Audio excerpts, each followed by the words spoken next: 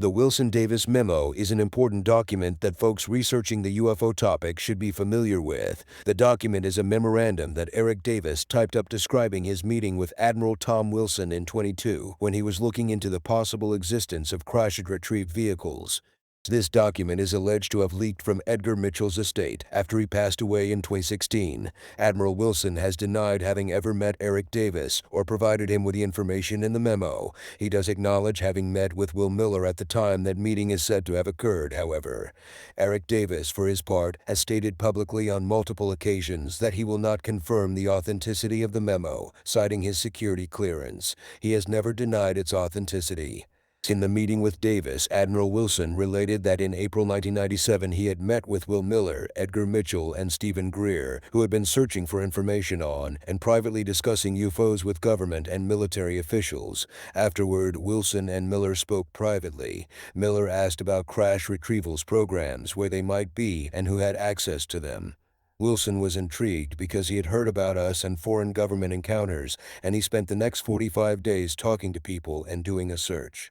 He was advised by Secretary of Defense Bill Perry and Major General Marshall Ward, who was the Director of Special Programs, to go through the files like an index system of the Office of the Undersecretary of Defense for Acquisition and Technology. They said to look into a Special Projects Record Group not belonging to usual Special Access Program, a subset of unacknowledged SAPs. Paul Kaminsky and Michael Kostelnik oversaw these programs, so Wilson had found the group that might run the program he was looking for. He then read the index abstracts and found a few programs to look into. Wilson called 7 program managers. 3 managers said they weren't the right program he was looking for, and 4 all referred him to the same program run by 3 people: a security director, former NSA, a program director, and a corporate attorney. Wilson told Davis that the Special Access Program compartment, code name, and contractor or government agency that oversaw the program were all core secrets. He said it was managed by a top 3 defense contractor. Wilson called the program director 3 times and spoke with him, the security director, and the corporate attorney. They were surprised and agitated that he was looking for them and confused about what he wanted from them or to know about. He told them he had read their program record at the Austat Special Program Records Group and wanted to know about their crashed UFO program, what their role was, and what they had. He also asked if they had heard of an MJ-12 or other code organization related to crashed and recovered craft. They said yes. They asked Wilson who he had talked to before he called, and they weren't happy with his answer, and who those 4 program managers were who had referred him to them. Wilson demanded a formal briefing and tour. He had regulatory oversight as Deputy Director of DIA and Assistant JCAUS. They agreed to an in-person meeting. Wilson flew out to meet the 3 managers, security director, program director, and corporate attorney at a conference room in their secure vault. They called themselves the Watch Committee, or Gatekeepers. They said they formed out of necessity to protect themselves after a near disaster in the past had almost blown their cover. An audit investigation had led to them, and they were nearly outed, which was exactly what they were trying to avoid. A back and forth with the investigator and his Pentagon chief over program transparency ensued. Money was the original issue, but their hiding out became the other issue. They threatened to blow the program's cover, so the managers backed down and let the investigator in to complete his job. The investigator was officially briefed, given tours, shown their program. After that incident, the program managers reached a formal agreement with the Special Access Program Oversight Committee SAPOC to prevent that from happening in the future. The agreement established extremely strict criteria for the circumstances under which anyone could get access in the future. The contractor committee, the program director, security director, and attorney set the criteria. No US government officials could gain access unless they met those criteria. They refused to tell Wilson what the criteria were. He was angry because of the implication that they operated without any official oversight or any justification. They let Wilson know the purpose of the meeting was that they were again concerned about exposure and asked for all of his phone, fax, and email records to see who he had talked to at the Pentagon and elsewhere. They refused to give him access. He had sufficient security clearance, but not the need to know, so he wasn't on the bigot list, the list of all people who had been granted access to the program. They wouldn't accept Wilson's argument that they fell under his statutory oversight and regulatory authority as Deputy Director of DIA. In any other situation, the Deputy Director has a right to the need to know for all SAPs. They said that his regulatory and oversight authority was not pertinent to the nature of their program. They showed him the bigot list of individuals who had been read into the program. The list included a lot of contractor employees, mostly scientists, engineers, and managers. Wilson didn't recognize any military personnel, and there was no president and no one from Congress.